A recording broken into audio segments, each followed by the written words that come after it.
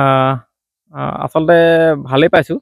বজাৰখনো আছে, নতুন খেতি নতুন খেতি কৰিবলৈ সদায় আমি ইচ্ছুক হৈ থাকোঁ অসমৰ কৃষক হিচাপে।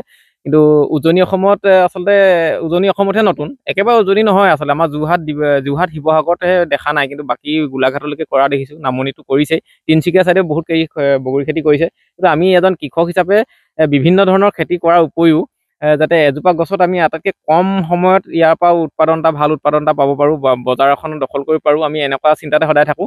আগতে তেনেকৈ ভোট জলকীয়া এটা জাগৰণ হৈ গ'ল, কিন্তু অভিজ্ঞতাৰে পৰিপুষ্ট হৈ যদি কৃষি কামত মনোনিৱেশ নকৰে, একো খেতিতে আপুনি ছাকচেছ হ'ব নোৱাৰিব। মানে কৃতকাৰ্যতা পাবলৈ হ'লে মানে আপুনি সেই খেতিটোৰ ওপৰত অকণমান অধ্যয়ন কৰিব লাগিব যে ইয়াৰ কোনটো প্ৰজাতি বেছি টেষ্ট হ'ব, অসমৰ মাটিত কোনটো ভাল হ'ব। গতিকে যিজনে প্ৰকৃত কৃষক, কৃষি কামৰ লগত জড়িত হৈ আছে, প্ৰত্যেকজন কৃষকে তেওঁলোকৰ লগত যোগাযোগ কৰি উচিত মানদণ্ডৰ পুলি নিৰ্বাচন কৰি যদি খেতিত মনোনিৱেশ কৰে, তেতিয়া অকল বগৰী বুলি নহয়, যিকোনো খেতিতে আপুনি লাভৱান হ'ব বুলি মই নিশ্চিত। আপুনি কিমান? মোৰ আচলতে এইডোখৰ মাটি আছে আপোনাৰ যথেষ্টখিনি আছে, প্ৰায় 12-13 বিঘামান আছে এইডোখৰত। তাত বিভিন্ন ধৰণৰ খেতিৰ উপৰি বগৰী প্ৰায় 5 বিঘা মাটিত কৰিছিলোঁ, কিন্তু 2.5 বিঘামান মাটিত মই এতিয়া বৰ্তমান ছিঙি থাকিব পাৰিছোঁ। অহা বছৰলৈ অলপ বঢ়াম, মানে এইবাৰ আকৌ নতুনকৈ অলপ পুলি লগাম।